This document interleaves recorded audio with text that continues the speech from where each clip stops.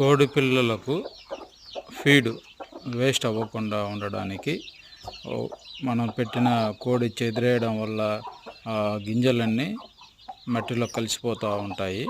దానికోసమని నేను వేస్ట్గా పడి ఉన్న 1 లీటర్ పెయింట్ డబ్బాను కింద చిన్న హోల్ చేసి దాన్ని ఒక చిన్న వుడ్ పీస్ని ఇంట్లో వుడ్ వర్క్ చేసినప్పుడు మిగిలిన వుడ్ పీస్కి 2 స్క్రూలు వేసి ఫిట్ చేసి కింద హోల్ చేసి పెట్టాను.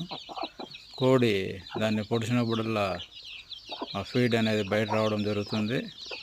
వచ్చిన కొద్ది దాన్ని ఆ పిల్లలు నీట్గా వేస్ట్ అవ్వకుండా తినడం వల్ల మనకు ఫీడ్ కాస్ట్ కంట్రోల్ అవ్వడమే కాకుండా పిల్లల గ్రోత్, ఫీడ్ కూడా మట్టిలో కలిసిపోకుండా నీట్గా ఉండడం జరుగుతుంది.